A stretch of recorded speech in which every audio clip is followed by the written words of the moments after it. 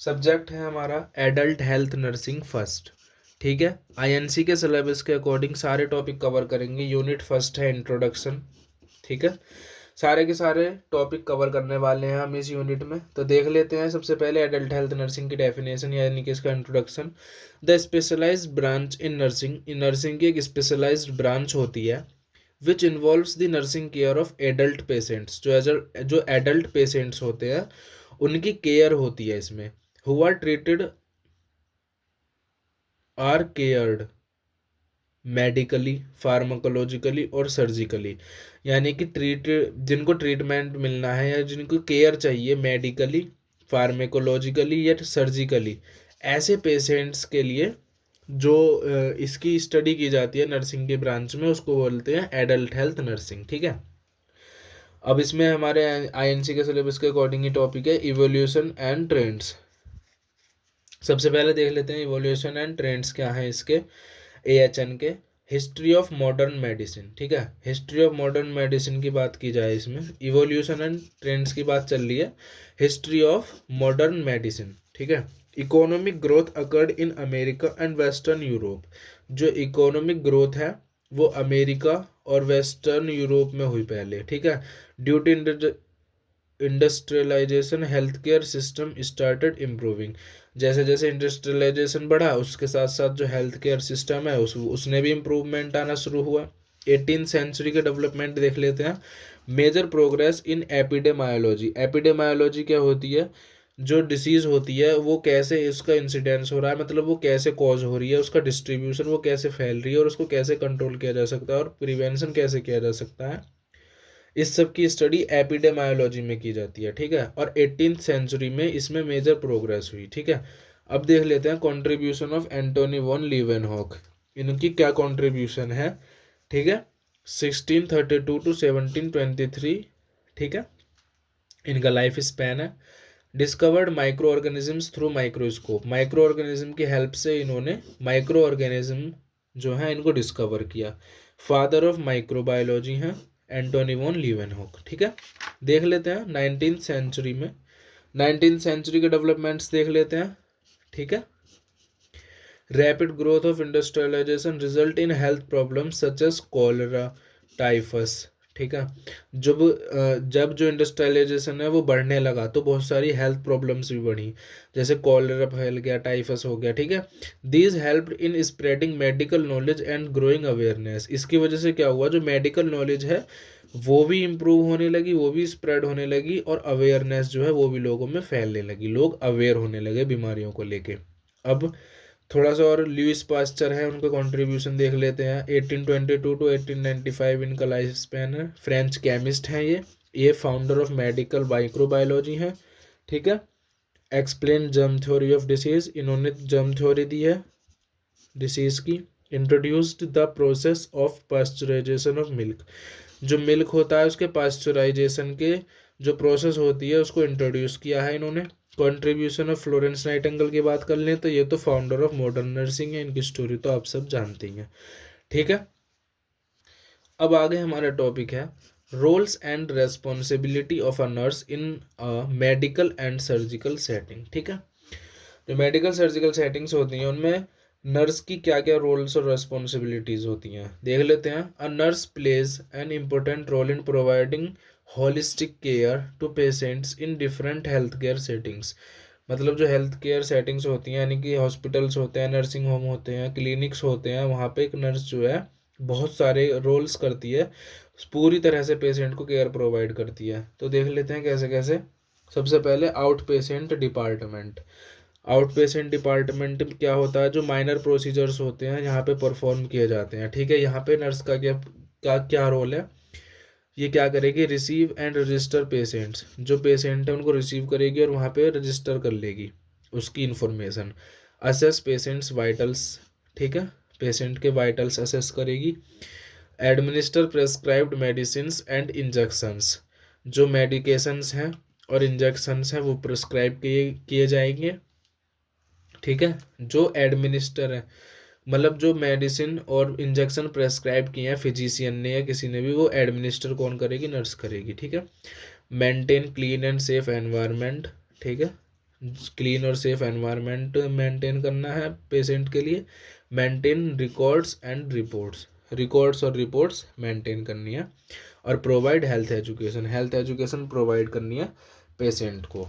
इन patient unit की बात कर लें, इन पेशेंट वार्ड होता है, इसमें क्या होता है, एडमिटेड फॉर कंटिन्यूस केयर, इसमें पेशेंट कंटिन्यूस केयर के लिए एडमिटेड होते हैं।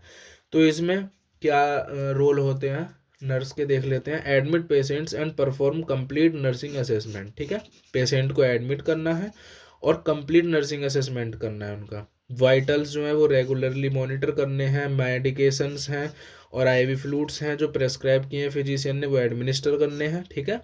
Maintain intake and output chart, जो पेशेंट इनटेक हो रहा है मेडिसिन का, डाइट का, जिस भी चीज़ का, और आउटपुट हो रहा है उसका यूरिन के थ्रू, फीसिस के थ्रू, उस सबका क्या करना है, एक चार्ट मेंटेन रखना है, ठीक है।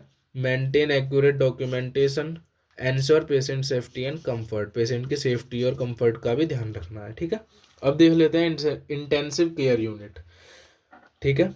इंटेंसिव केयर यूनिट यानी आईसीयू जो होता है, इसमें नर्स के क्या रोल होते हैं, care to critically ill patients, यहाँ पे क्या होता है, जो क्रिटिकली इल पेशेंट्स होते हैं उनकी केयर की जाती है। तो continuous monitoring of vitals, cardiac rhythms and oxygen saturation, इन सब की कंटिन्यूस मॉनिटरिंग करनी है। Maintain airway, breathing and circulation, यानी एबीसी बोल देते हैं इसे शॉर्ट में। एयरवे मेंटेन करनी है, ब्रीदिंग जो है वो मेंटेन करनी है पेशेंट की, और जो सर्कुलेशन है वो भी मेंटेन करनी है, ठीक है।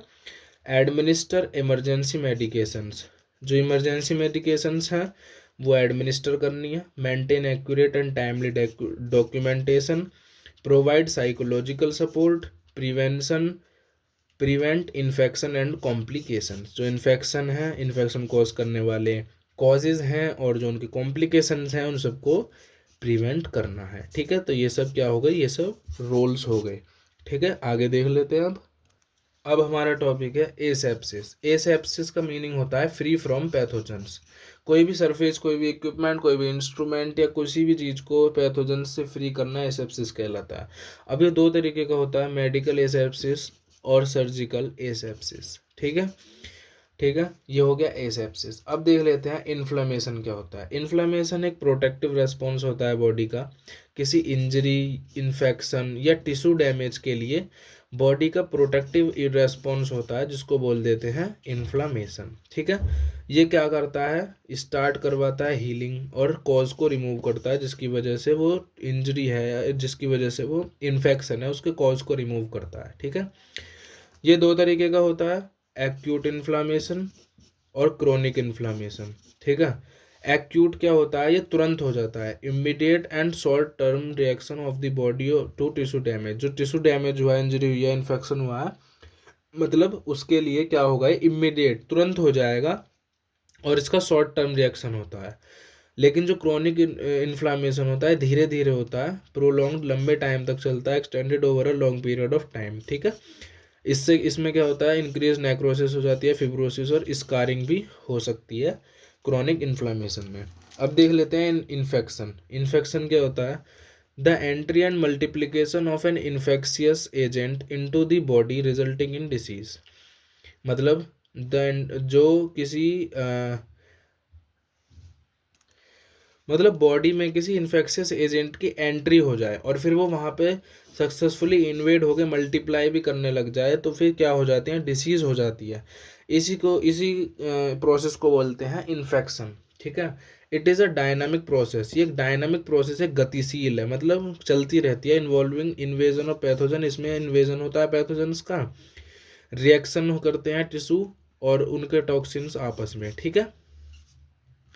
एक टॉपिक है हाइपर सेंसिटिविटी, ये देख लेते हैं क्या होता है। हाइपर सेंसिटिविटी क्या है, एक अनडिजायरेबल इम्यून रेस्पॉन्स होता है जो डिसीज या टिश्यू इंजरी में रिजल्ट है इसका, मतलब एक अनडिजायरेबल इम्यून रेस्पॉन्स होता है हाइपर सेंसिटिविटी। हम नहीं चाहते इम्यून सिस्टम हमारा ओवर एक्साइटेड होके या किसी ड्रग्स के लिए या किसी कह सकते हैं हम एंटीजन के लिए नहीं रिएक्ट करना होता फिर भी कर जाता है और हाइपर सेंसिटिविटी शो कर देता है, ठीक है। ये चार तरीके का होता है। टाइप 1 होता है एनाफाइलेक्टिक या इमीडिएट हाइपर सेंसिटिविटी, इसमें आईजी इमीडिएट होता है और हिस्टामाइन और दूसरे मीडिएटर्स रिलीज कर देता है बेसोफिल्स और मास्ट सेल्स के थ्रू, ठीक है।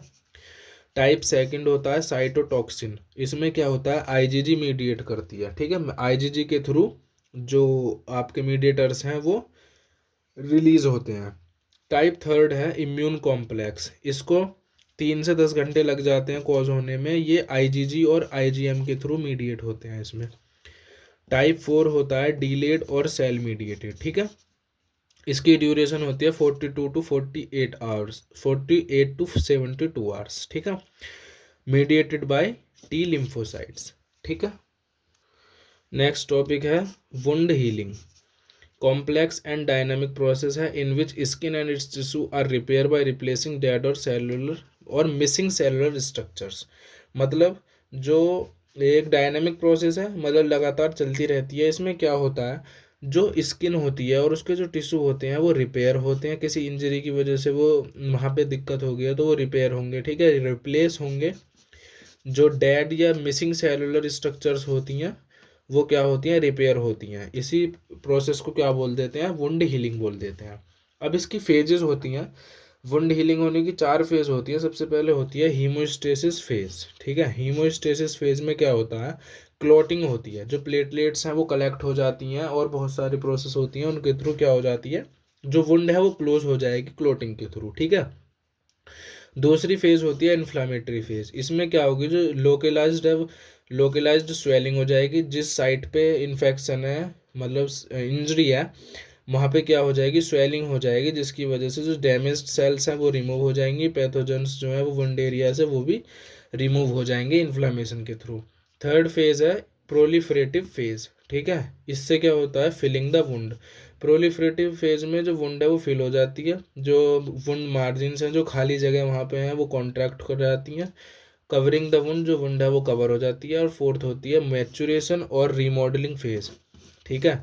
ये 21वें दिन से स्टार्ट हो जाती है इंजरी के बाद, ठीक है, और 1 साल या उससे भी अधिक टाइम तक रहती है। मतलब जो मैचुरेशन मतलब वापस से अपनी पुरानी स्टेज में आना, ठीक है। लास्ट टॉपिक इस चैप्टर का है alternative therapies used in caring for patients with medical surgical disorders. कुछ पेशेंट्स होते हैं जो मेडिकल सर्जिकल जिन्हें डिसऑर्डर्स हुआ, ठीक है, उनके लिए कुछ अल्टरनेटिव थेरेपीज होती हैं जो यूज़ की जाती हैं पेशेंट की केयर करने के लिए। तो वो अल्टरनेटिव थेरेपीज क्या होते हैं, देखो, नॉन कन्वेंशनल मेथड्स होते हैं used along with medical treatment.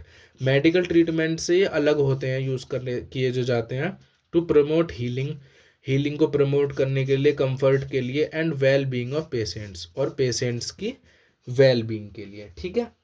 तो देख लेते हैं अल्टरनेटिव थेरेपीज कौन कौन सी होती हैं, जैसे कि yoga, meditation, relaxation therapy, massage therapy, acupuncture, music therapy, hydrotherapy, herbal therapy, ठीक है।